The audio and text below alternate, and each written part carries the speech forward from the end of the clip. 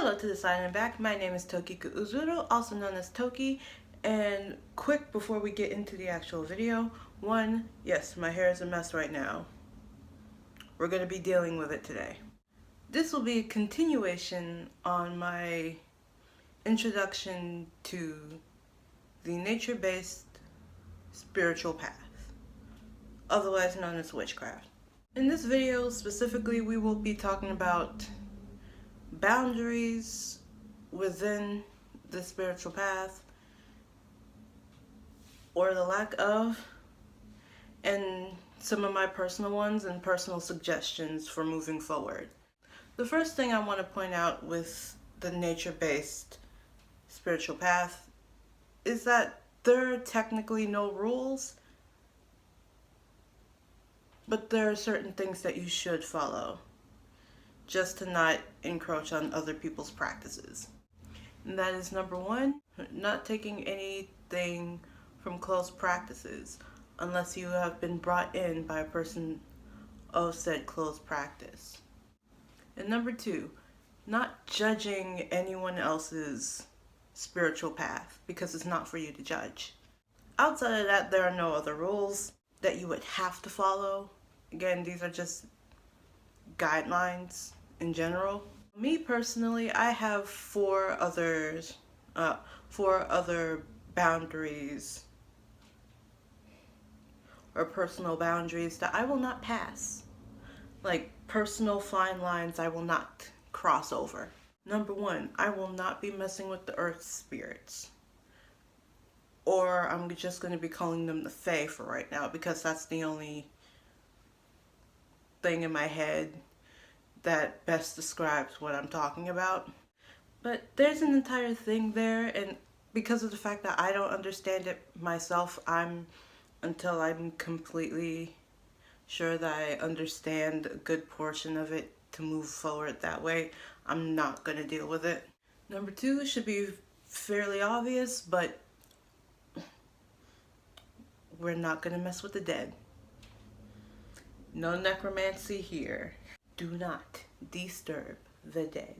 But I also don't like walking in graveyards as it is. It's just very weird, and I feel very weird. Number three, which actually is also attached to the second one.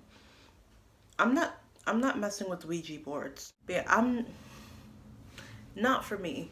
And it actually stems from the amount of horror stories of people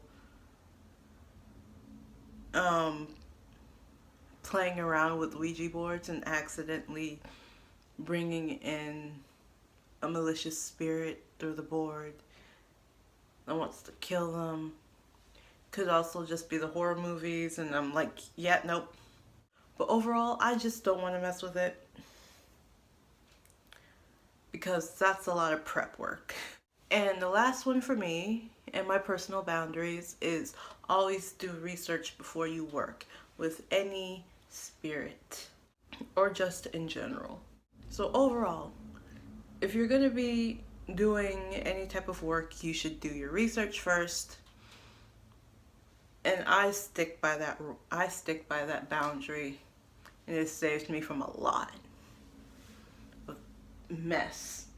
So with pointing out my personal boundaries, I would also like to give even more tips and suggestions moving forward on this nature-based spiritual path.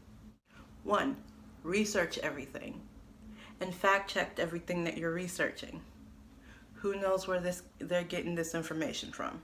Number 2, before you go playing around with like the earth's energy and stuff, you need to learn your own. You need to go ahead and be able to tell if it is your own energy, control the amount of energy you put into things, and protect your energy from and protect your energy from anything that might try to suck it out of you. Number 3, learn the fundamentals. What is that? So things like grounding and centering, as well as casting a circle or protection spells and stuff. The fundamentals and basics are what you need to know, understand, and be able to do like that. Just lighting a candle and setting an intent works stronger than not knowing how to set your intentions. Number 4, forge or follow. Choose whether you want to forge your own path and be an eclectic witch, or whether you would like to follow a certain path and maybe be initiated into a coven. However, if you do choose coven, choose wisely. And the last suggestion is for those who have to deal with anxiety. Learning the difference between your anxiety and your intuition is key when making quick decisions. So take time out of your day to try to figure out how to tell the difference between your anxiety and your intuition. So that is all I have for today's video, because that's all I wrote. And again, we will be dealing with this. When I come back to film my next video, this won't be like this. So, for now, I'm just gonna go into the stereotypical YouTuber outro, where I, as a stereotypical YouTuber, will ask you to do the following. If you liked the video, like it. If you want to see more, subscribe. If you want to be there when the next video is uploaded, hit the notification bell and turn it to all notifications. And if you have any type of suggestions for future videos, or you want to go ahead and add on to this specific video's topic, go ahead and put all of that in the comment section below. I have been Tokika, aka Toki, and this is Toki saying, Toki out.